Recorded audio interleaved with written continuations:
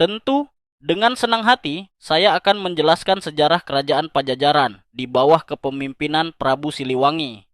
Prabu Siliwangi adalah sosok raja legendaris yang membawa kerajaan Sunda mencapai masa keemasannya. Prabu Siliwangi, Sri Baduga Maharaja, Prabu. Siliwangi adalah nama yang sangat populer dalam tradisi Sunda. Dalam catatan sejarah dan prasasti, ia dikenal dengan gelar resmi Sri Baduga Maharaja atau nama aslinya Jayadewata masa pemerintahan. Prabu Siliwangi memerintah kerajaan Sunda Galuh yang kemudian dikenal sebagai Kerajaan Pajajaran atau Pakuan Pajajaran pada rentang tahun 1482 M hingga 1521 M. Penyatuan kerajaan keagungannya dimulai saat ia berhasil menyatukan kembali kerajaan Sunda dan kerajaan Galuh yang sebelumnya terpisah, menjadikan Pakuan, sekarang Bogor, sebagai ibu kota kerajaan yang kuat dan besar. Masa kejayaan kerajaan Pajajaran.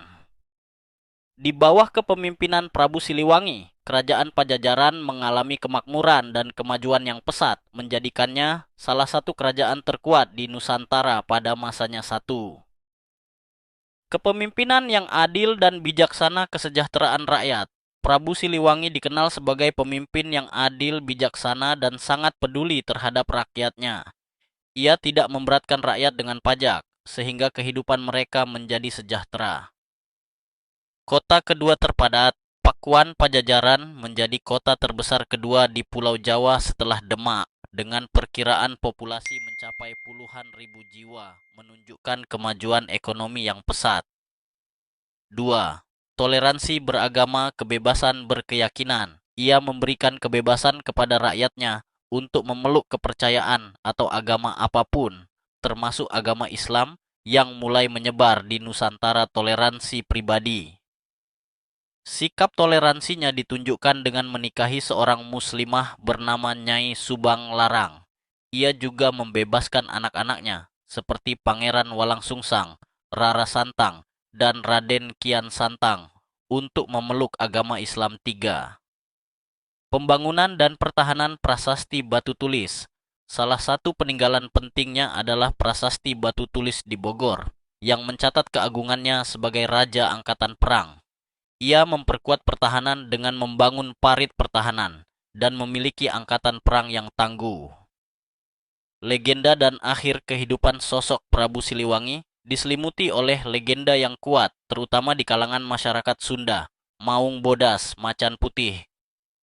Legenda paling terkenal adalah hubungannya dengan Maung Bodas, Macan Putih, yang konon merupakan jelmaan atau pasukan gaib yang setia menjaganya. Ini menjadi simbol kekuatan dan kesaktian beliau. Moksa.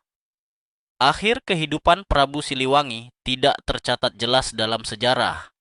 Banyak tradisi Sunda yang meyakini bahwa ia tidak meninggal seperti manusia biasa, melainkan moksa, menghilang dan menyatu dengan alam, bersama para pengikut setianya untuk menghindari pertumpahan darah saat pengaruh Islam mulai kuat. Keruntuhan Pajajaran. Kerajaan Pajajaran sendiri tidak runtuh di masa Prabu Siliwangi, melainkan jauh setelah beliau wafat. Keruntuhan total terjadi pada tahun 1579 M saat diserang dan singgasana kerajaan Palangka Sriman Sriwacana diboyong oleh Maulana Yusuf dari Kesultanan Banten. Apakah Anda ingin saya mencari informasi lebih lanjut tentang peninggalan-peninggalan kerajaan Pajajaran?